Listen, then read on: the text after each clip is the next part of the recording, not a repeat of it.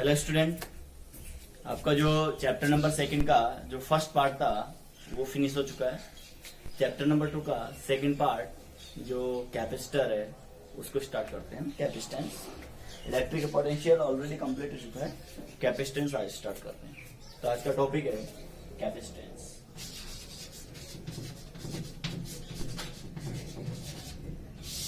ठीक है, देखिए in this topic first we can discuss about capacitor.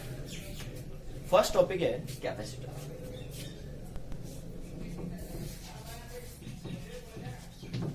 Capacitor, ठीक है। कैपेसिटर एक ऐसा वर्ड है जिसे कैपेसिटी टर्म्स से लिया गया है।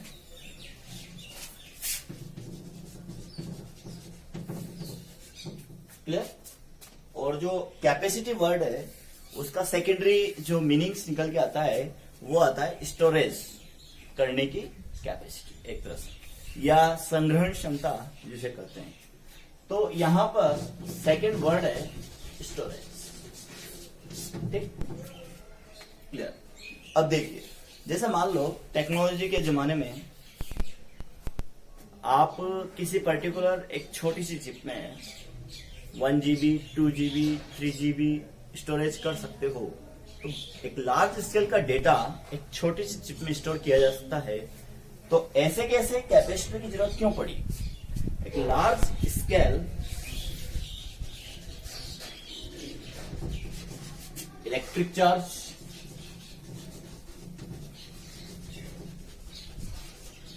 और इलेक्ट्रिक एनर्जी को स्टोर करने के लिए एक डिवाइस की कल्पना की कि वास्तव में सब पॉसिबल है। फिर उस डिवाइस पर वर्क करना स्टार्ट किया। तो लार्ज स्केल इलेक्ट्रिक चार्ज और इलेक्ट्रिकल एनर्जी या इलेक्ट्रिक एनर्जी उस कैपेसिटर में, जो डिवाइस है, इलेक्ट्रॉनिक डिवाइस होता है कैपेसिटर, उस कैपेसिटर में कैसे स्टोर हो सकता है, हाउ टू स्टोर इट। क्योंकि पर्टिकुलर चार्ज को ये वोल्टेज के रेफरेंस में स्टोर करता है, एज वेल एज एनर्जी को फील्ड बिटवीन प्लेट्स के रेफरेंस में स्टोर करता है। तो कैपेसिटर एक सिंपल इलेक्ट्रिकल डिवाइस होता है, एक छोटा सा कंपोनेंट है जिसे स्मॉल सेगमेंट के जितने भी प्रोडक्ट आते हैं उन्हें आप इलेक्ट्रॉनिक सेगमेंट में काउंट करते हैं। क्लियर? तो एक नॉर्मल डिवाइस होता है जिसका बेसिक पॉइंट है how to store electric charge in large scale. तो लार्ज स्केल का जो इलेक्ट्रिक चार्ज होता है वो पर्टिकुलर उस छोटे से डिवाइस में वोल्टेज के फॉर्म में स्टोर होता है, और एज वेल एज इलेक्ट्रिकल जो एनर्जी है वो बिटवीन टू प्लेट्स, अगर अपन पीपीसी की बात करेंगे तो between two plates electric field जो प्रोड्यूस होता है उस फील्ड के रूप में स्टोरेज होगा। क्लियर? तो नेक्स्ट, इसी को समझने के लिए आपका नेक्स्ट पॉइंट उठाते हैं। ये तो कैपेसिटर है। कैपेसिटर वर्ड कैपेसिटर से निकल गया है, और कैपेसिटर एक ऐसा डिवाइस है जो किसी पर्टिकुलर चार्ज स्टोरेज की कैपेसिटी को रिप्रेजेंट करता है।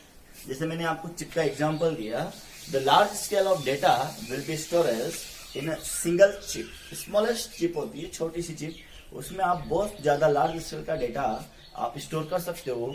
एज वेल एज यहाँ पर भी large scale of electric charge या फिर large scale of electrical energy can be stored in capacitor. Clear? Capacitor and capacitance, तो जो इसकी कैपेसिटी होती है, स्टोरेज कैपेसिटी होती है, उस कैपेसिटी को कैपेसिटेंस वर्ड के नाम से जाना जाता है। इसका मतलब यहां पर what is the principal of capacitor. आपका जो नेक्स्ट पॉइंट निकल के आएगा वो प्रिंसिपल ऑफ कैपेसिटर निकल के आएगा।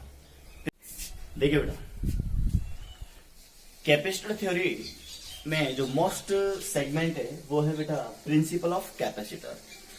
कैपेसिटर एक डिवाइस है, जैसा कि आपके जो घर में सीलिंग फैन होता है सीलिंग फैन के अंदर एक सेल, इलेक्ट्रिकल सेल की तरह एक व्हाइट कलर का जिसमें 2 तार निकले रहते हैं, जिसे आप एक कंडेंसर वर्ड बोलते हैं, ठीक है। वो कंडेंसर वर्ड ही आपका क्या है बेटा, एक कैपेसिटर है, इलेक्ट्रिकल कैपेसिटर। देखिए सबसे पहले कैपेसिटर जो डिवाइस होता है, उस कैपेसिटर की क्वालिटी कितनी प्रकार की होती है। फर्स्ट पीपीसी, पीपीसी होता है पैरेलल प्लेट कैपेसिटर। सेकंड है एससी, स्पेरिकल कैपेसिटर। थर्ड है सीसी, सिलेंड्रिकल कैपेसिटर, ठीक है। इनकी जो डिस्क्रिप्शन है वो आपको नेक्स्ट टॉपिक्स में आएगा। प्रिंसिपल ऑफ कैपेसिटर यहां पे डिस्कस करते हैं। तो principle of capacitor, first of all कि basic phenomena of capacitor based on which method. तो यहां पे मैं आपको बता दूं कि मेथड ऑफ चार्जिंग मैंने आपको दिया था नंबर ऑफ 3 मोड में। फर्स्ट फ्रिक्शन, सेकंड कंडक्शन और थर्ड इंडक्शन। तो जो इंडक्शन फिनोमिना आपके पास था, वो इंडक्शन फिनोमिना पर ही प्रिंसिपल ऑफ कैपेसिटर बेस्ड है। तो first of all, on which method of charging principle of capacitor is based on this working। तो यहां पर principal of capacitor based on induction process, ठीक है। अब उस इंडक्शन प्रोसेस को यहां समझते हैं, ठीक है। सबसे पहले आपने पर्टिकुलर ए प्लेट्स को लिया और ए प्लेट्स को पॉजिटिव चार्ज दिया, clear. This plate completely charge with positive charge. Sigma coulomb पर मीटर स्क्वायर का क्या होगा, चार्ज डेंस होगा। फिर आप इसके नियर बाय एक न्यूट्रल प्लेट्स बी लेके आए, जिसपे total negative charge and total positive charge equal order में है। इसका मतलब इसमें नेट चार्ज क्या होगा बेटा, 0 होगा। देखिए बी पे टोटल चार्ज क्या है, 0 है। नाउ पास रखने पर जो positive charge of this plates है, वो पॉजिटिव चार्ज इसके नेगेटिव चार्ज इलेक्ट्रॉन से नेगेटिव चार्ज पार्टिकल को अपनी ओर अट्रैक्ट कर लेगा।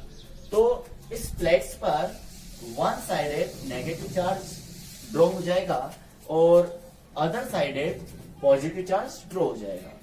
तो ये process same to same equivalent order में आपको इंडक्शन मेथड के अंदर एक्सप्लेन किया था। तो याद रखना, principal of capacitor is based on induction process.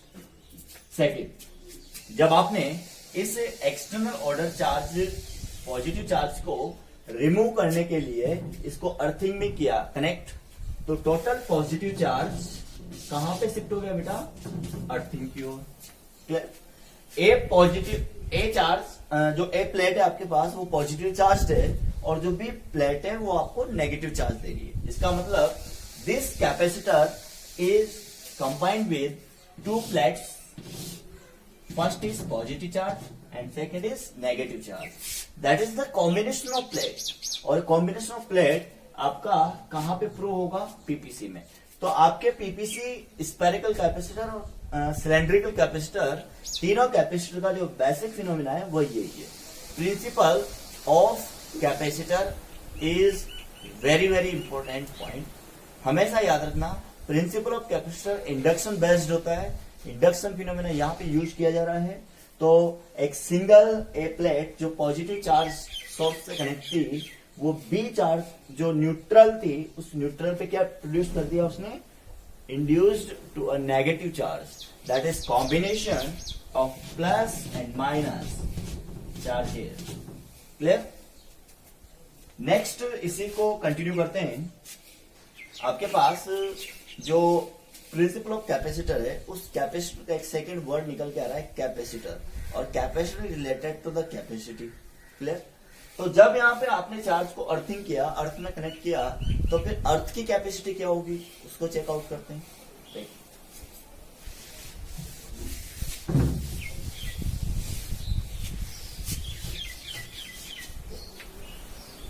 देखिए first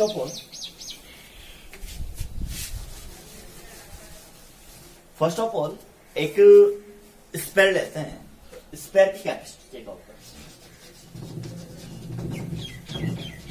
capacity of spare,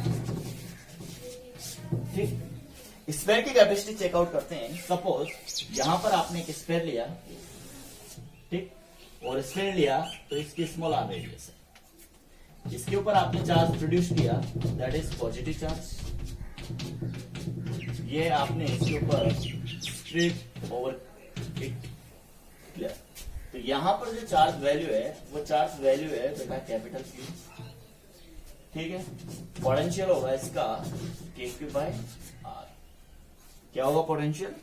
KQ by R, ठीक। फर्स्ट ऑफ ऑल सर, जो आपके पास स्पेयर दिया हुआ है उस स्पेयर में positive charge spread over it completely हो चुका है। तो यहां पर first of all what is the charge capacity in order of dense sigma coulomb upon metre square. Charge की वैल्यू क्या है? Capital Q। V की वैल्यू क्या है? KQ by R। Clear? First of all capacitance जो order है उस capacitance order के रिगार्डिंग बात करते हैं। तो कैपेसिटर को दिया गया चार्ज वोल्टेज फॉर्म में स्टोर होता है। Means order of charge is given to any type of capacitor is directly proportional to the value of potential applied on it. तो जितना आपने V इसको दिया उसी के बेस पे क्या होगा? Q प्रोड्यूस होगा। क्लियर? तो Q इज इक्वल टू क्या लेंगे बेटा? CV लेंगे। और C इज इक्वल टू क्या होगा? Q अपॉन V होगा। चलो फर्स्ट ऑफ ऑल डिस्कस करते हैं। Q आपके पास है, इसकी वैल्यू होती है KQ बाय स्मॉल r।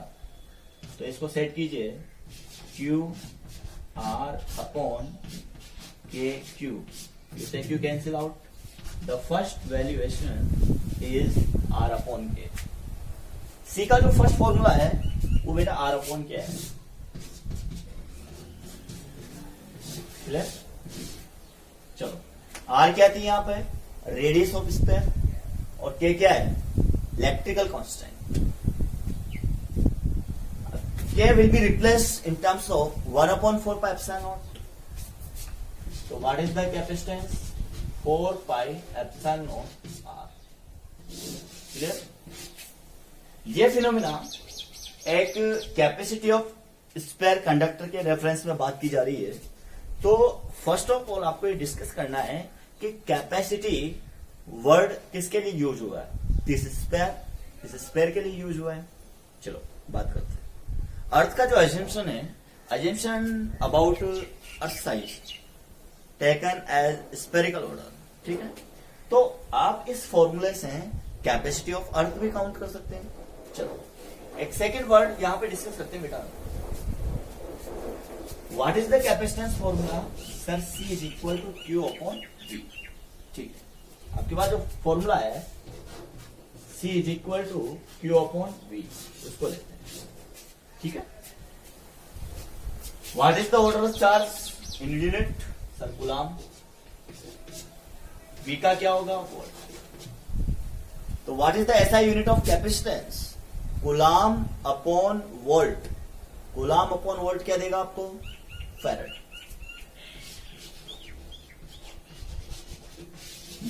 क्या देगा बेटा? फैराड।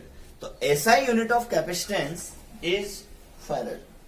जनरली कैलकुलेटिव पार्ट के लिए फेरेड के बेस पे आपको स्मॉलेस्ट अमाउंट भी चेकआउट करने हैं। एक तो होता है पिको फेरेड और एक होता है नैनो फेरेड और एक होता है माइक्रो फेरेड। क्लियर? देखिए पिको फेरेड 10⁻⁻12 फेरेड, नैनो फेरेड 10⁻⁻9 फेरेड और माइक्रो फेरेड 10⁻⁻6 फेरेड। क्लियर? यह वैल्यू अभी जो नेक्स्ट टॉपिक आपका लिया जा रहा है कैपेसिटी फाइंडिंग फॉर अर्थ। तो अर्थ की रेडियस को यूज करेंगे और एप्सिलॉन नॉट को यूज करेंगे, या फिर अर्थ की रेडियस को यूज करेंगे और के की वैल्यू को यूज करेंगे। क्लियर? तो एक स्पेयर ऑर्डर के लिए बात कर रहे हैं, तो स्पेयर ऑर्डर के लिए आपको कैपेसिटेंस फाइंड आउट करना है। तो या तो आप radius divide by K use करेंगे या फिर 4 pi epsilon naught R use करेंगे। ओके, चलो अर्थ के केस में बात करते हैं कैपेसिटी ऑफ अर्थ। अर्थ के लिए कैपेसिटी फाइंड आउट करनी, फॉर्मूला आपके पास है, ठीक।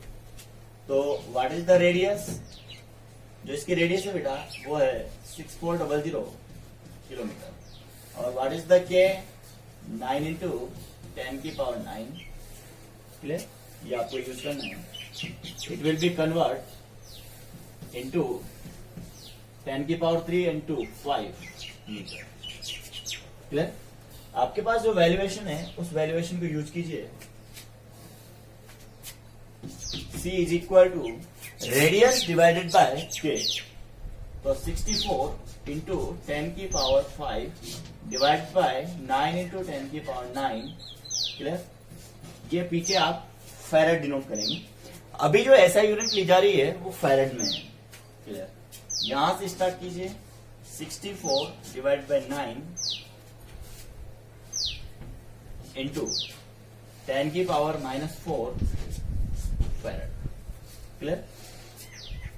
64 डिवाइड बाय 9, तो ये 7.11 आएगा, 11 इंटू 10 की पावर -4 फैरेड, क्लियर। इसको कन्वर्ट करेंगे तो ये आ जाएगा 711 माइक्रो फैरेड, ठीक।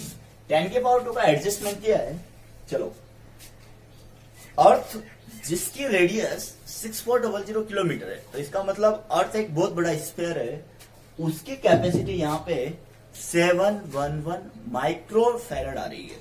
मतलब 711 इंटू 10 की पावर -6 फैरेड, तो 10 की पावर -6 का जहां पे टैग लग चुका है वो value lowest to lowest value होगी, क्लियर।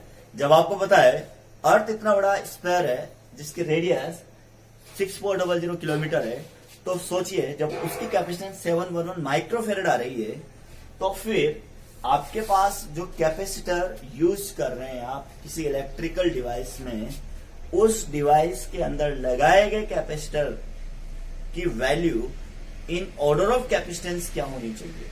तो उसके लिए, उसकी कैपेसिटेंस बढ़ाने के लिए आप उसमें एक पर्टिकुलर डाइलेक्ट्रिक फिल करेंगे।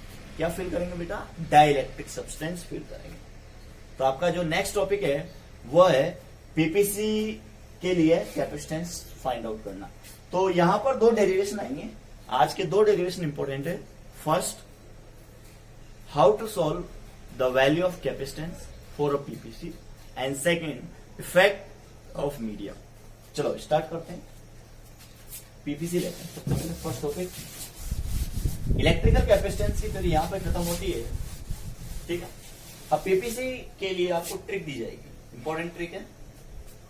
टॉपिक डाला जाता है,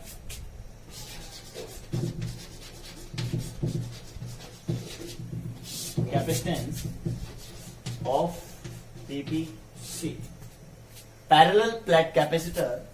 पैरेलल प्लेट कैपेसिटर एक कॉम्बिनेशन है एक स्मॉलेस्ट गैप डिस्टेंस में टू इक्वल एरिया की plates with opposite polarity of charge placed किया जाए तो वह कॉम्बिनेशन आपको पीपीसी देगा। 2 equal area plates, equal area यहां पे कंपलसरी है। इसका मतलब 2 ऐसी प्लेट्स जिनका एरिया इक्वल होगा, जैसे मान लो ये एरिया इक्वल है, क्लियर। इस एरिया को इक्वल एरिया कहेंगे, इसका एरिया दोनों पाम एरिया आपके पास कंप्लीट है। तो ये प्लेट 1 है, ये प्लेट 2, एक पॉजिटिव चार्ज है, एक नेगेटिव चार्ज है, separated by with small gap. अगर ये छोटे से गैप में है तो ये आपको एक पीपीसी डिनोट करके देगा, ठीक है। तो यहां पर एक डायग्राम देते हैं। चलो, ये एक पॉजिटिव प्लेट लिया आपने, एक नेगेटिव प्लेट ली, इस पर आप पॉजिटिव चार्ज लेंगे और इस पे आप नेगेटिव चार्ज लेंगे, ठीक। जो फर्स्ट प्लेट है बेटा, वो first plate charge with sigma coulomb upon metre square, और second plate charge with also sigma coulomb upon metre square. But first plate charge with positive polarity charge and second plate charge with negative polarity of charge, okay. इसके कारण जो electric field आपके पास आएगा वो आएगा E1, और इसके कारण जो इलेक्ट्रिक फील्ड आएगा वो आएगा E2। देखिए, अब इसकी जो मोस्ट इंपोर्टेंट ट्रिक है उस ट्रिक को आप बॉक्स ऑफिस में नोट करेंगे, क्लियर। जो स्टूडेंट ऑलरेडी मेरी क्लास में बैठते हैं उनको बॉक्स ऑफिस की इंपॉर्टेंस पता है कि वाकई में बॉक्स ऑफिस इंपॉर्टेंट क्यों होता है। तो यहाँ पर ट्रिपल स्टार लगाइए बेटा, और E, V एंड C, ये यहाँ पे मोस्ट इंपॉर्टेंट ट्रिक है कैपेसिटेंस फाइंड आउट करने के लिए। जो पाथ डिजाइन किया है मेरे द्वारा, उसमें आपको सबसे पहले बताया जाएगा आप E को सोल्व कीजिए, देन V को सोल्व कीजिए, देन C को सोल्व कीजिए। क्लियर? तो ये एक इंपॉर्टेंट ट्रिक है, पढ़ाते पढ़ाते ऑटोमेटिक जनरेट होती है। ठीक है, यहां पर जो फर्स्ट प्लेट है उसका पॉजिटिव चार्ज आपको sigma upon 2 epsilon not electric field देगा, और जो नेगेटिव प्लेट है उसके कारण यहां पर also sigma upon 2 epsilon not electric field देगा। ठीक है, E1 एंड E2 इस पीपीसी की प्लेट्स के मध्य दोनों सेम डायरेक्शन में। तो how to solve net electric field in total diagram? In total diagram the net electric field is E is equal to E1 plus E2. The valuation is E1 plus E2. इसका मतलब E की value आपके पास क्या आ गई बेटा? Sigma upon 2 epsilon not plus sigma upon 2 epsilon not. Clear? तो ये आपका स्टेप 1 प्रोग्राम चल रहा है। स्टेप 1 को एज इट इज नोट करना है। यहाँ पे आप लिख सकते हैं electric field due to the positive charge plate, electric field due to the negative charge plate. इन दोनों को नोट करने के बाद आप साइड में लिख सकते हैं net electric field E1 plus E2 is equal to E. तो what is the value of E? The sigma upon epsilon naught. ठीक। अच्छा ये बताइए, what is the distance between this plate? D, A area यहां पे लिया जा रहा है। क्लियर? तो स्टेप 2 में आपको V कैलकुलेट करना है। क्या कैलकुलेट करना है? V। तो देखिए, we know that V बराबर एडी। इलेक्ट्रिक फील्ड के साथ D को इसलिए मल्टीप्लाई किया जा रहा है क्योंकि वो डिस्टेंस है। E की वैल्यू क्या है बेटा? सिग्मा। तो sigma D upon epsilon. Clear? Now second formula इसके जस्ट बाद, स्टेप नंबर 3। देखिए, we know that also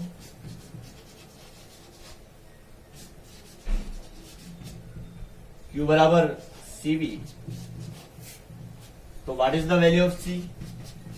Q upon V।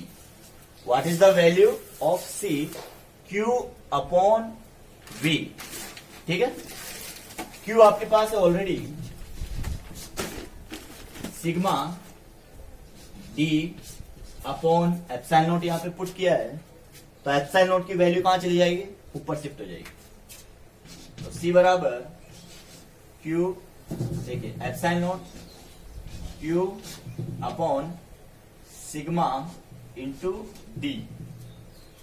What is the value of sigma? Total charge Q divided by area, तो Q upon A। तो put sigma बराबर Q upon A। तो what is the value of C? Epsilon not A upon D। चलिए बात करते हैं एक step wise derivation की। तो फर्स्ट ऑफ ऑल आपको ये चीज नोट करनी है, सेकेंड आपको ये चीज नोट करनी है, और थर्ड आपको ये चीज नोट करनी है। ठीक है, step 1, step 2 and third and last program. बताइए यहां पे एप्सिलॉन नॉट क्यों यूज किया है? Because there are no any type of electric dielectric medium field between plates. यहां पर अभी एक वैक्यूम स्पेस लिया गया है, इसलिए आपने सॉल्व करते वक्त यहां पे बेटा एप्सिलॉन नॉट लिया है। ठीक है, तो sigma upon 2 epsilon not first plate के कारण, sigma upon 2 epsilon second plate के कारण। पॉजिटिव है इसलिए बाहर की ओर, नेगेटिव है इसलिए प्लेट की ओर। ये ट्रिक आपको हमेशा याद रखनी है। स्टेप 1 कंप्लीट हो गया। स्टेप 2 में आपने V is equal to ED लगाया, तो sigma D upon epsilon not the value is potential. ठीक, नेक्स्ट है आपके पास we know that Q is equal to C upon V and C। बताइए अब आपको मोस्ट इंपोर्टेंट पार्ट यहां पे सिखाते हैं। सर आपने C की वैल्यू फाइंड आउट करी, तो E भी आया, V भी आया और C भी आया। ठीक है, if any such type of medium filled between two plates, then what is the effect on EVC? तो उसके लिए नेक्स्ट ट्रिक लेंगे. जाना तो आपको EVC है, लेकिन जब मैं मीडियम इफेक्ट दूंगा तो मीडियम इफेक्ट में नई ट्रिक मैं थोड़ा इसी ट्रिक में चेंज करेंगे, थोड़ा सा आपको याद करने के लिए. तो कैपेसिटेंस ऑफ पीपीसी, एक नॉर्मल पीपीसी का capacitance C epsilon not A upon D ऐसे निकाला जाता है. क्लियर? यहां से आप एक्सप्लेन कर सकते हैं. First, C is directly proportional to the A. Second, C is inversely 1 upon D. Clear? देखिए सेकंड सेगमेंट समझिए आप. कैपेसिटर प्लेट्स का अगर डिस्टेंस कांस्टेंट रखकर एरिया बढ़ाया जाए तो बेटा उनकी कैपेसिटेंस बढ़ती है, और एरिया कांस्टेंट रख के डी को बढ़ाया जाए तो उनका जो कैपेसिटेंस वैल्यू है वो पीपीसी का क्या होता है, डिक्रीज होता है. चलो नेक्स्ट टॉपिक लेते हैं. Medium effect on capacitance of PPC, मतलब सी पर मीडियम इफेक्ट काउंट करेंगे. और बहुत ही ज्यादा इंपॉर्टेंट टॉपिक है. ठीक है, तो यहां आ जाएगा next topic, medium effect on C. देखिए मीडियम इफेक्ट ऑन सी, और सी बोले तो कैपेसिटेंस. क्लियर? अब आपने एक डाइलेक्ट्रिक सब्सटेंस लिया that is completely filled between two plates. तो ये पॉजिटिव चार्ज प्लेट्स है, ठीक, और ये नेगेटिव चार्ज प्लेट्स है.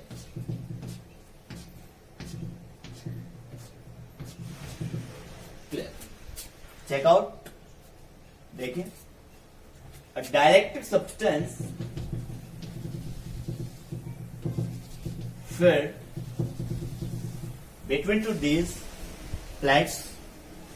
ओके, कल के डेट में जो मैंने डाइलेक्ट्रिक का पोलराइजेशन पढ़ाया था, तो एक्सटर्नल इलेक्ट्रिक फील्ड अप्लाई करने के बाद, एक्सटर्नल इलेक्ट्रिक फील्ड, यहां पे इलेक्ट्रिक फील्ड है, ई साइन बनाया गया है यहां पे. एक्सटर्नल इलेक्ट्रिक फील्ड के कारण जो एलएस में मॉलिक्यूल्स थे, वो मॉलिक्यूल्स क्या थे बेटा, plus minus and plus minus. Clear? Plus minus and plus minus, plus minus and plus minus, plus minus and plus minus. देखिए ये पॉइंट्स ऑलरेडी यस्टरडे क्लास में कंप्लीट हो चुका है कि किसी भी पर्टिकुलर डाइलेक्ट्रिक सब्सटेंस को अगर एक्सटर्नल इलेक्ट्रिक फील्ड के साथ लगाया जाए तो आपको ये पता होना चाहिए.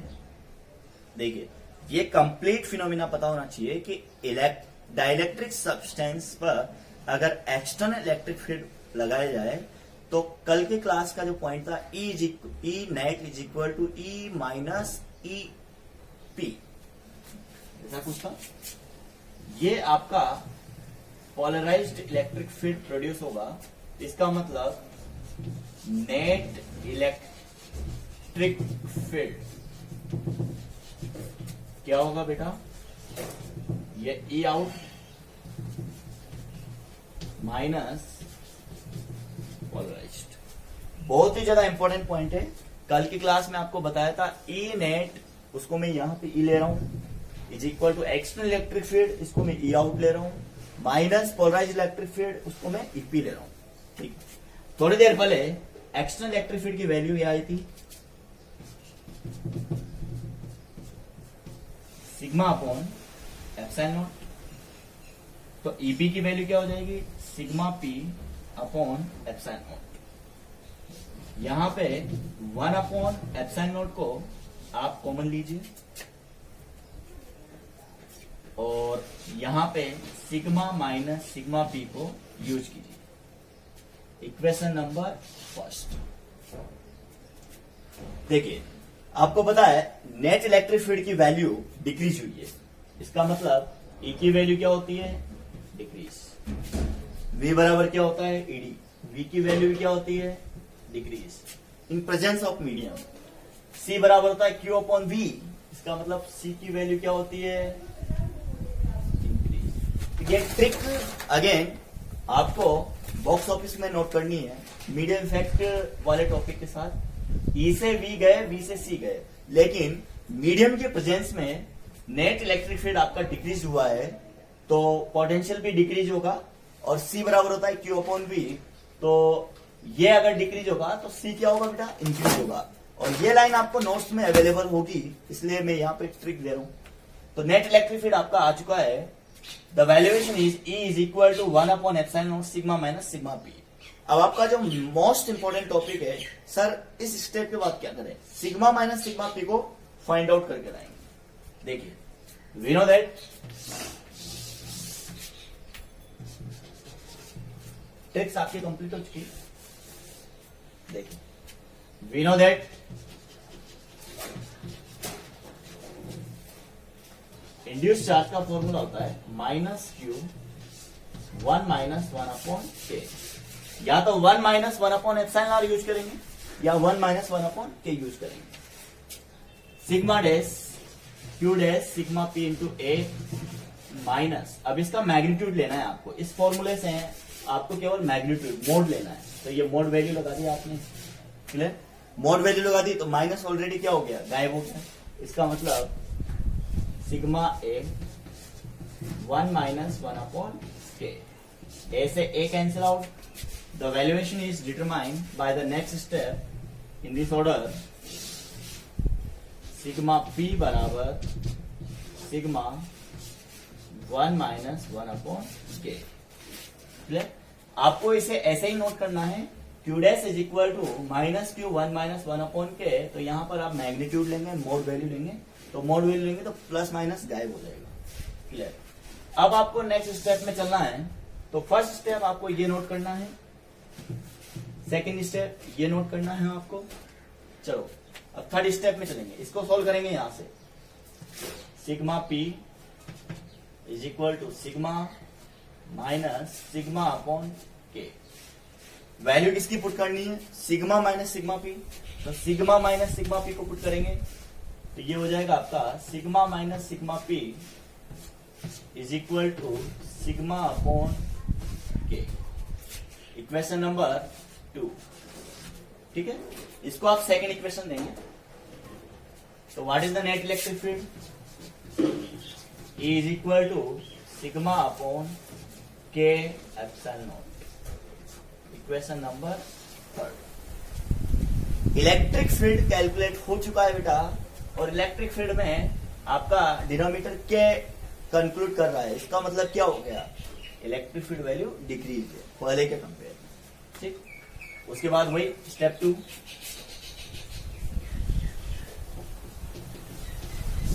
स्टेप 2 में आप जानते हो V बराबर क्या आएगा, V बराबर क्या आएगा बेटा, ईडी आएगा। तो V बराबर ईडी, ई की वैल्यू क्या है कहीं, सिग्मा अपॉन के epsilon not into D. Clear. Step 3 आप जानते हो, C बराबर क्या होता है, Q अपॉन V। देखिए फटाफट सोल्व करते हैं इसको। स्टेप 3, C बराबर Q upon V। Clear. V को प्लेस कीजिए, सिग्मा डी के एप्सिलॉन नॉट, ठीक है। अब इसको सी डैश लेंगे यहां पे। Q बराबर क्या होगा, सिग्मा गुणा ए, पुट कर दिया आपने, epsilon not upon sigma into D. Sigma sigma cut गया, सी डैश बराबर हो गया के epsilon not a upon D. Epsilon not a upon D आपका प्रीवियस टॉपिक से निकल के आया, कैपेसिटेंस वैक्यूम, तो के सी। चलिए, अभी थोड़ी देर पहले मैंने आपको बताया था इलेक्ट्रिक फील्ड वैल्यू डिक्रीज होती है तो डिनोमीटर में क्या आ रहा है, इसलिए डिक्रीज होगा। पोटेंशियल लेवल डिक्रीज होता है तो डिनोमीटर में क्या आ रहा है, इसलिए डिक्रीज होगा, ठीक है। आपके पास जो वैल्यूएशन आई है वो बेटा सी है, तो कैपेसिटेंस वैल्यू इंक्रीज होती है तो सी के साथ प्रोडक्ट में के आया है, इसका मतलब इंक्रीज होगा, ठीक। तो इन प्रेजेंस ऑफ मीडियम कैपेसिटर्स की जो कैपेसिटेंस वैल्यू है वो ऑलवेज क्या होती है, इंक्रीज होती है। ठीक है। तो यहां पर लास्ट में इसको नोट करने के बाद नंबर ऑफ 3 इंपॉर्टेंट टॉपिक आप देख सकते हैं। वो नंबर ऑफ 3 इंपॉर्टेंट टॉपिक कौन से हैं जो आपको नोट करने हैं? देखिए, E dash is equal to E upon K, B dash is equal to V upon K, और C dash is equal to K C. ठीक है, ये इस टॉपिक के बाद नोट करना है। तो आज का जो कंटेंट था वो कंटेंट यहाँ पे कंप्लीट होता है, और दोनों डेरिवेशन मोस्ट इंपॉर्टेंट है। तो कैपेसिटर थ्योरी को आगे ले जाने के लिए आज की क्लास वेरी वेरी इंपॉर्टेंट है। तो बच्चा गैंग नोट कीजिए और समझिए, और कहीं डाउट्स हो तो पूछिए। Thank you.